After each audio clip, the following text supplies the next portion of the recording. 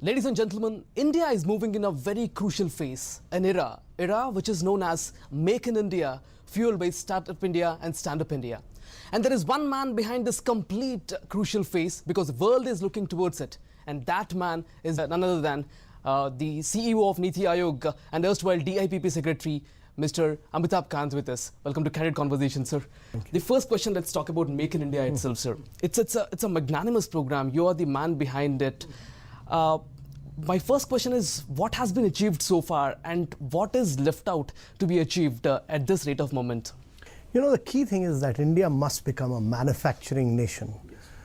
Manufacturing constitutes only 17% of India's GDP. We have to create jobs for a very young population. We must take manufacturing to 25% of our GDP, create 100 million jobs, and for that we've structured action plans for 25 different sectors which are being constantly reviewed and monitored, and we are driving manufacturing in India. But the key really is that we must make India a very, very easy and a very simple place to do business in. We must make India so simple that businessmen can create wealth for India and create wealth for themselves. And I think that is really the focus. Drive manufacturing across this, do value addition, do innovation, do design. India must become a nation for great inventions. So you sound optimistic about the achievements and everything. What are these components which are fueling your optimism? So if you look at the last 18-19 months since this government came to power, India's foreign direct investments have grown by 48% at a point of time when there is a global slowdown across the world. Globally, FDI has fallen by 16%, but in India's case, it's grown by 48%. In the month of December, which is the latest figures available, our FDI has grown by 144%. So there's a huge interest, there's a huge enthusiasm.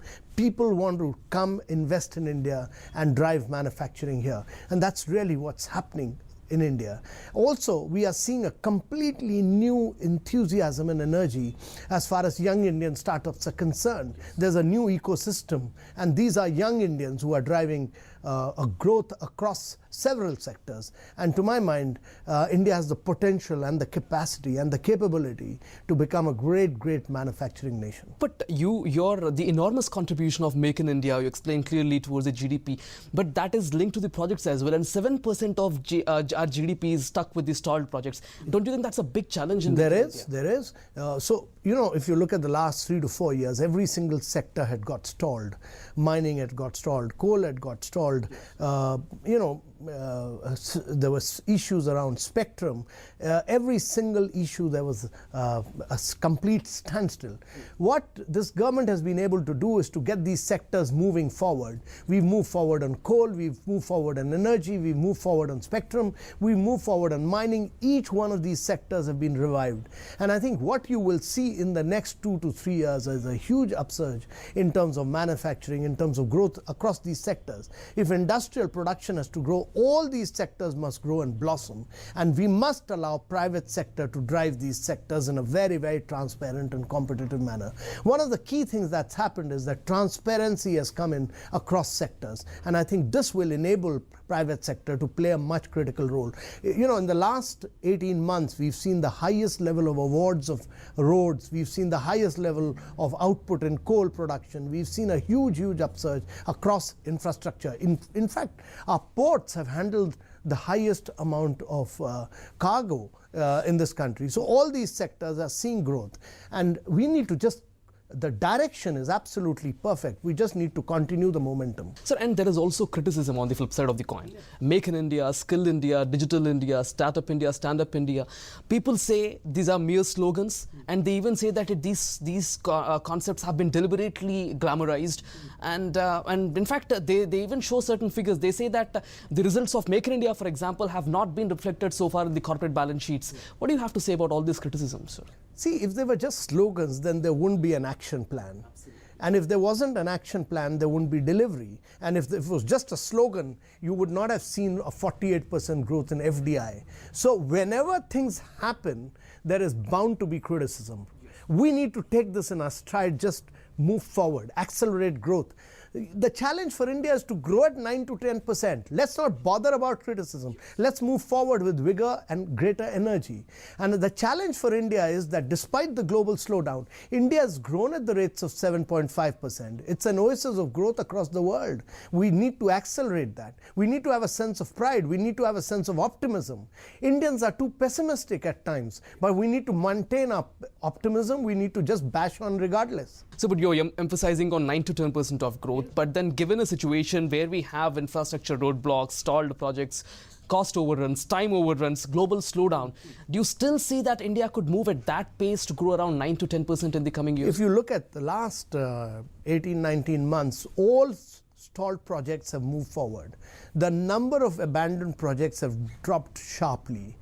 These are statistics from independent agencies. We've moved forward in every single infrastructure sector. I think stalled infrastructure projects take a little time, but all of them have moved forward. And I think in the next 2 to 3 years, you'll see a huge upsurge in terms of both manufacturing and in infrastructure. Infrastructure is the key for Make in India. But sir, if we look at the complete history of this infrastructure here, I mean, if we take the recent past, crores of money have been pumped into to actually create a dynamic infrastructure and then the improvement.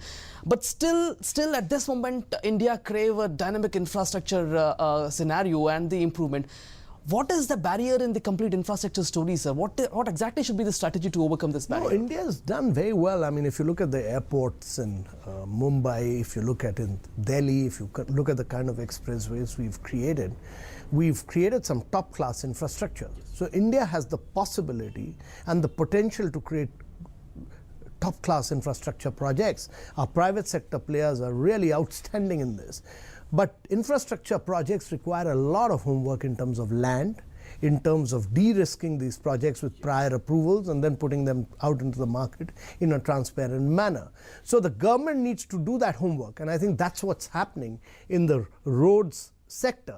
We've put out the highest number of projects, we've de-risked them, we've got a lot of new models of hybrid roads, etc. And I think, therefore, I'm seeing a lot of more energy in the roads and ports sector. We'll put out many more projects in the months to come. We'll accelerate the pace of infrastructure growth. So you're talking about the de-risking. In fact, creating more and more number of these de-risk projects itself is a challenge. If you can elaborate how exactly should be the strategy and what should the government do in creating more and more number of de-risk projects?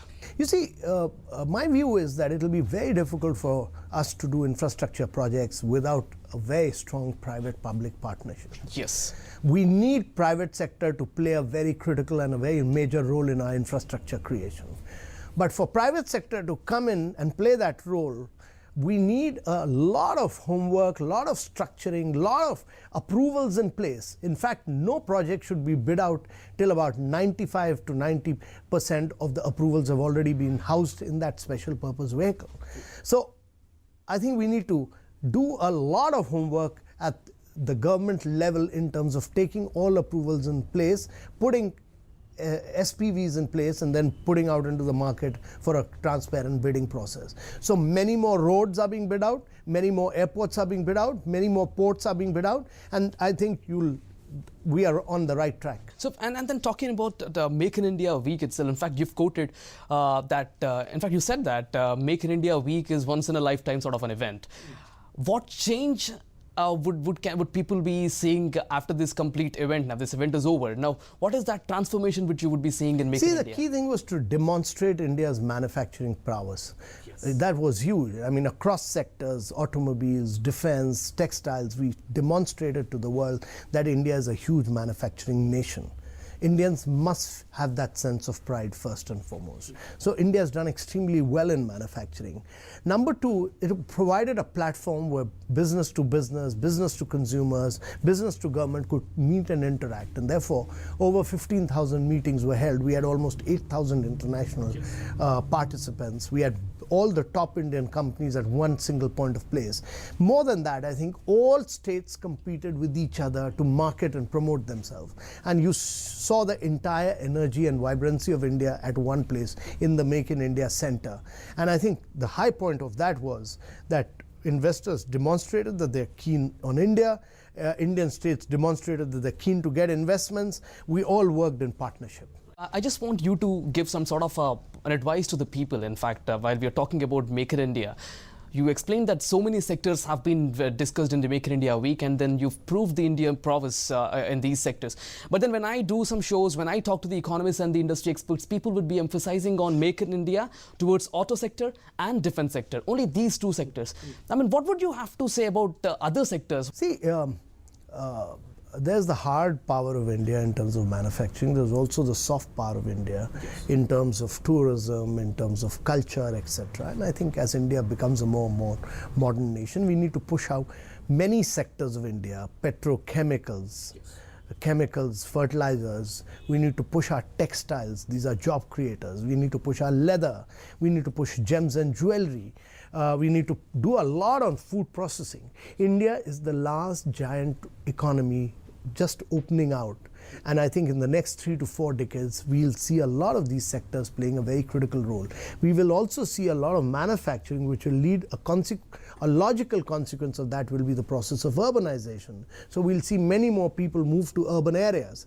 And therefore, I think India's opportunity to grow and expand has just begun.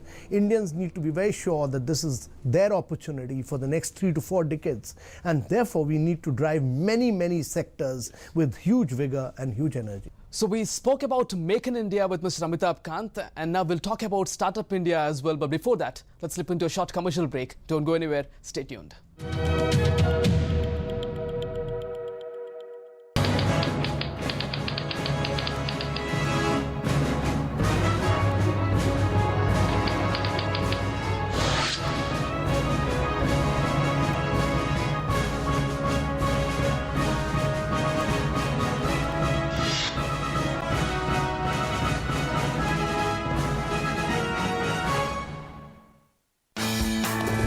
सुबह का सही आगाज ताजा खबरों के साथ सुर्खियों के आईने से देश विदेश की सही तस्वीर और दिन के हर पहलू पर नजर। नया सवेरा सोमवार से शुक्रवार सुबह 7 बजे सिर्फ डीडी न्यूज पर।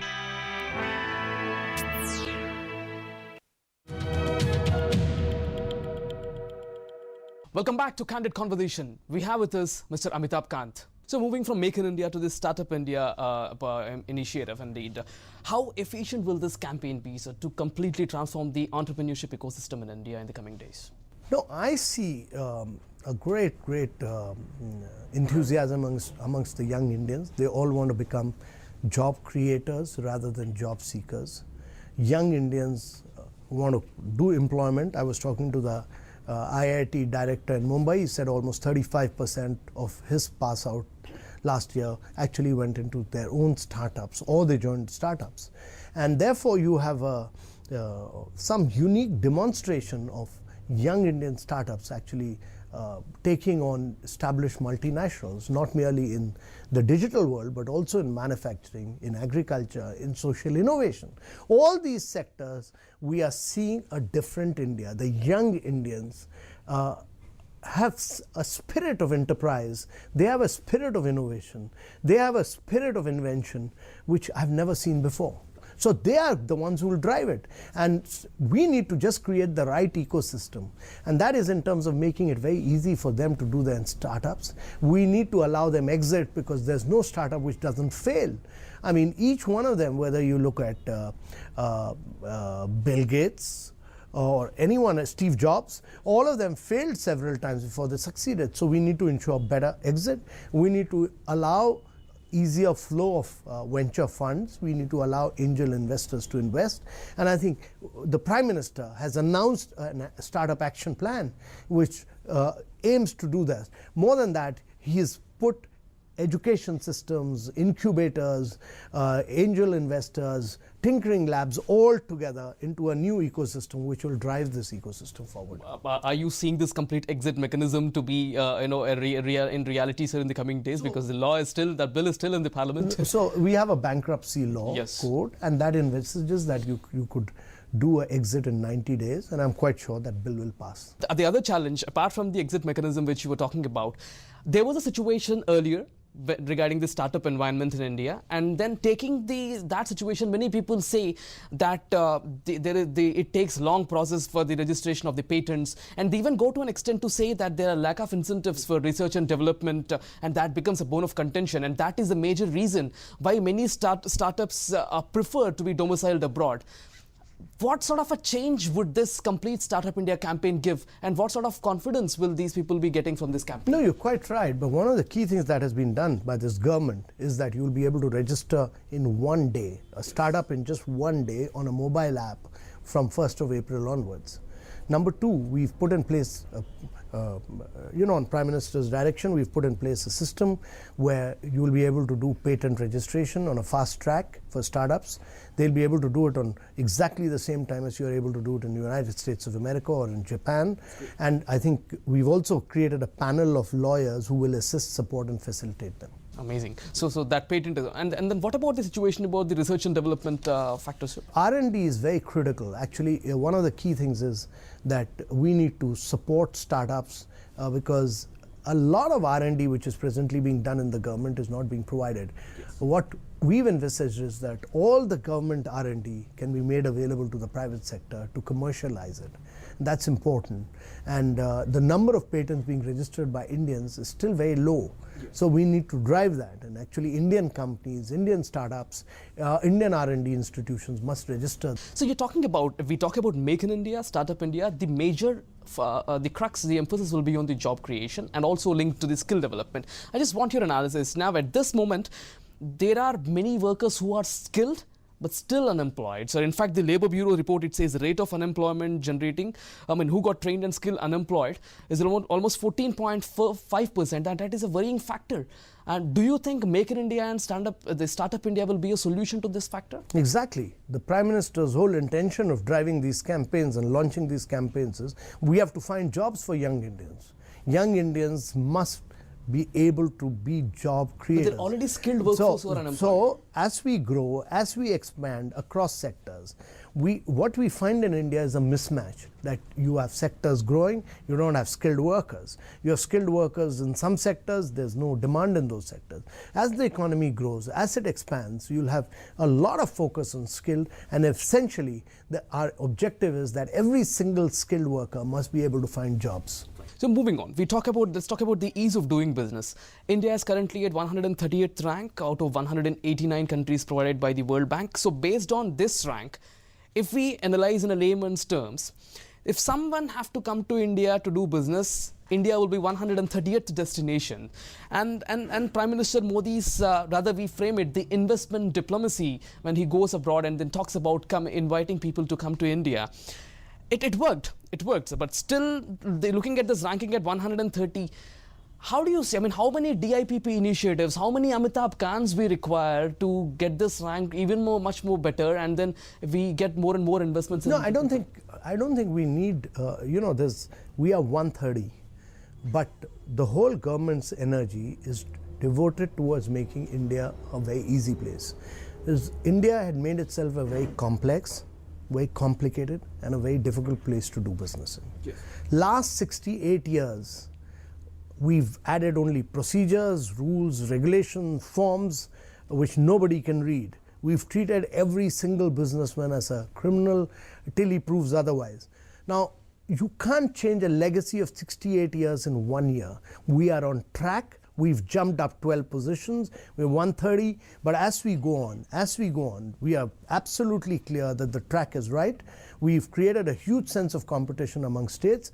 We are determined to be in the top 50 in the next 3 years. And I'm absolutely sure that India is very capable of reaching the top 30 in the next, the top 30 in the next 4 years. Well, in fact, your answer would be one sort of clarification to the many people who still have doubts about the ease of doing business factor in India. No, there's several factors about registration, electricity, trading across borders, enforcement of contracts. So look at the government's initiatives. We've had a bankruptcy law now. We've created the National Company Law Tribunal. We've created the commercial courts. We've also worked on improving trading across borders. These are structural transformation. India is going through a structural transformation as far as ease of doing business is concerned, and I'm extremely sure that we'll jump up very radically in the coming years. And talking about the DIPP, in fact, you've been the DIPP secretary, and in fact, DIPP has come into the limelight to a greater extent after you became the secretary. Now you've moved to NITI Aayog. Do you think that the sort of the prominence and eminence you've brought to DIPP will sustain in the coming days as well? Of course, why not? We have a very dynamic minister. My successor is very dynamic, Mr. Ramesh. It was the vision of the Prime Minister which we were able to implement. After all, the Prime Minister gave the launch of Make in India, Startup India. We were the implementing arms. All of us worked as a team under the minister, and we will continue, everyone will continue to do that in DIPP. DIPP will be even more dynamic now. It's time for us to slip into a short commercial break. Stay tuned.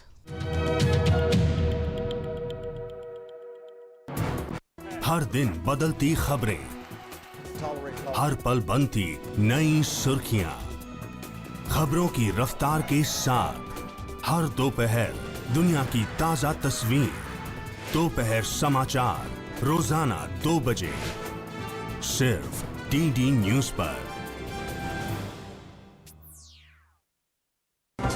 सुर्खियों की भीड़ में अहम खबरें, असल मुद्दे जो डालते हैं आपकी जिंदगी पर असर,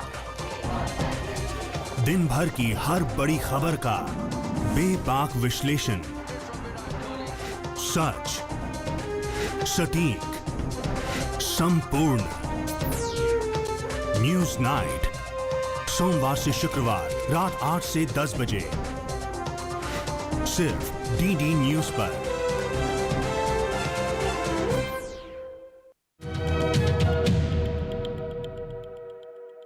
Welcome back to Candid Conversation. We have with us Mr. Amitabh Kant, and a new role coming to your Chief Executive Officer, NITI Aayog. Straight away, sir, how do you look at this transition from Planning Commission to the NITI Aayog, in your opinion, and what should be the deliverables of NITI Aayog? Well, I think this is a very good transition towards an institution for transforming India, and we must transform India. And this would require very close monitoring, very close evaluation, particularly of the social sectors. So my whole focus will actually be on areas like education, health, infrastructure. And I think a lot of work needs to be done in terms of enhancing the quality of implementation and ensuring that India is able to make a radical shift as far as social sectors are concerned. And this is a time, in fact, Prime Minister also talks about this, the cooperative federalism and also the comparative federalism. Having said that, so the straight question is, did NITI Aayog gain the trust of all the states? That will take a little time. I think we will deliver. NITI Aayog will work in partnership with the state governments. This is a new institution, but it will definitely deliver in terms of transforming India in partnership with all the state governments.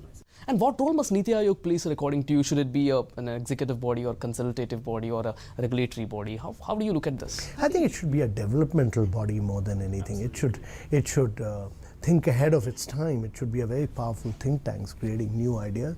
It should be a very strong body for monitoring programs. It should be a very strong body for evaluating programs. It should constantly keep other departments on their toes to deliver on ground. I think the key challenge for India is about implementation,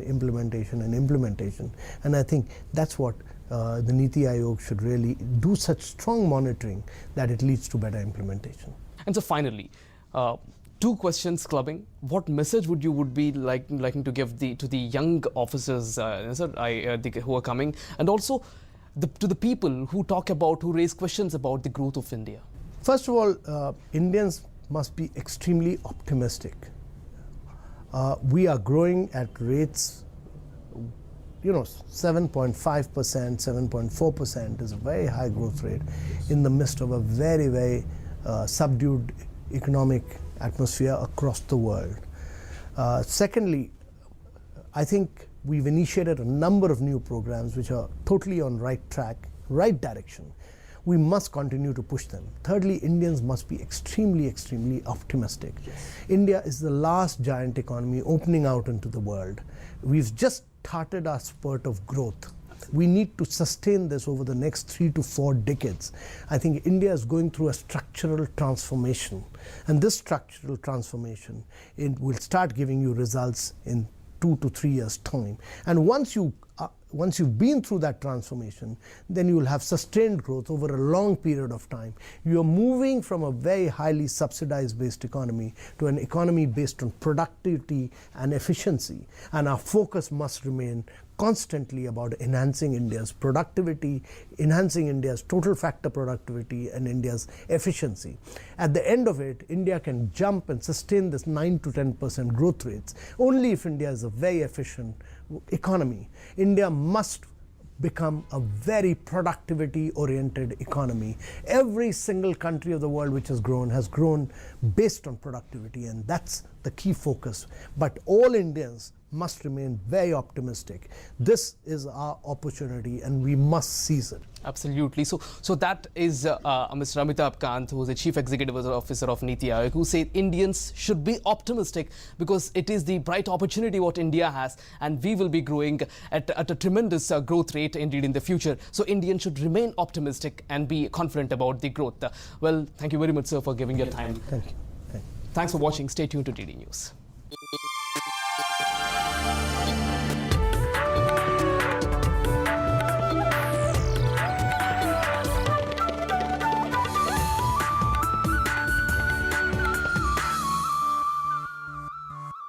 हो तो